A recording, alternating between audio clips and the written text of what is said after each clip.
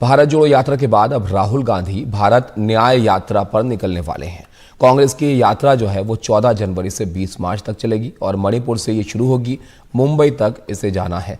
पूर्व से पश्चिम तक की कांग्रेस की यात्रा 14 राज्य और 85 जिलों से गुजरेगी।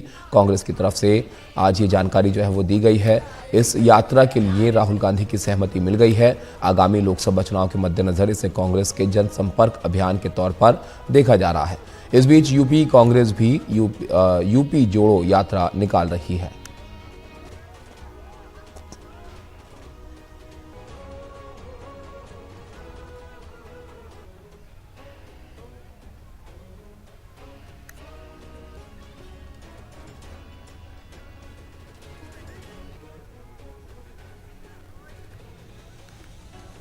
All India Congress Committee has decided to hold a Bharat Nyaya Yatra from January 14 to March 20th from Manipur to Mumbai. This yatra will cover a distance of 6,200 kilometers. This yatra is covering 14 states and 85 districts.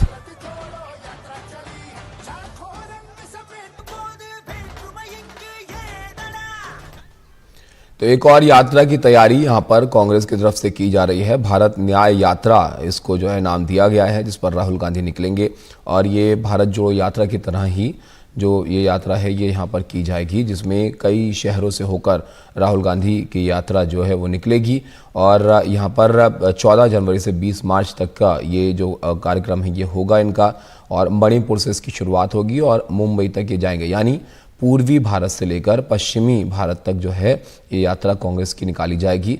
इसमें 14 राज्य होंगे और 85 जिले ऐसे होंगे जहां से होकर ये यात्रा गुजरेगी। भारत जोड़ो यात्रा की अगर आप बात करें तो उसमें आपने देखा था अलग अलग जगह से कांग्रेस के जो नेता हैं वो भी साथ जुड़ते थे और लोगों से एक तरह से जनसंपर्क अभियान के तौर पर उसको जो है वो कांग्रेस की तरफ से किया गया था।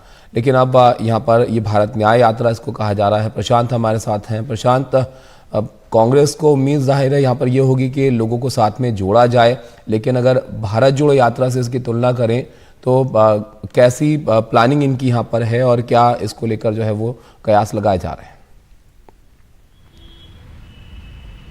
जी देखिए ताबिश, भारत जोड़ो यात्रा से अगर तुलना करें तो पहली बात तो ये है कि उससे बड़ी यात्रा ये होगी।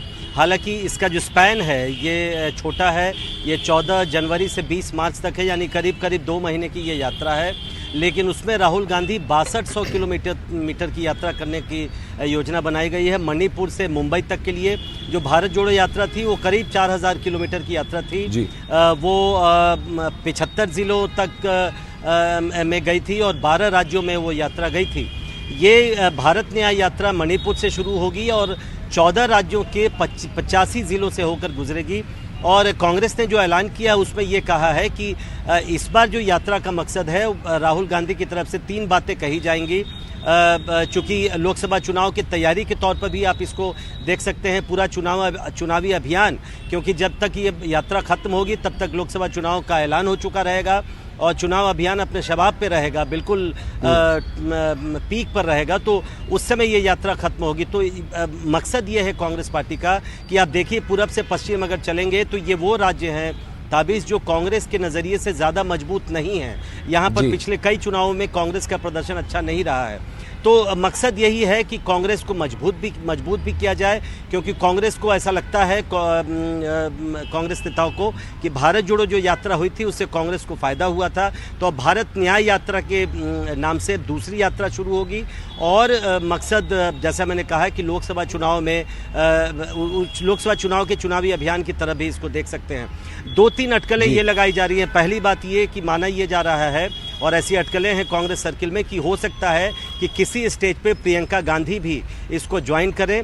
और दूसरी बात, भारत जोड़ो यात्रा से इतर इसमें लगातार राहुल गांधी संभवतः नहीं चलेंगे, क्योंकि जैसा मैंने कहा कि लंबी यात्रा है लेकिन कम स्पैन की यात्रा है। इसका मतलब ये होगा कि कम दूरी तक वो पैदल चलेंगे, उसके बाद संभवतः गाड़ी से या किसी और तरीके से वो यात्रा करेंगे। तो ये अंतर है मूलतः, लेकिन मकसद वही है, लोकसभा चुनाव के ठीक पहले लोगों तक पहुंचने कांग्रेस का मकसद है, खासकर उन राज्यों में जहां कांग्रेस का प्रदर्शन अच्छा नहीं रहा। जहन में भी, क्योंकि ये ऐसे वक्त में यात्रा हो रही है जब लोकसभा चुनाव की तैयारियां जो है अब थोड़े वक्त में शुरू हो जाएंगी।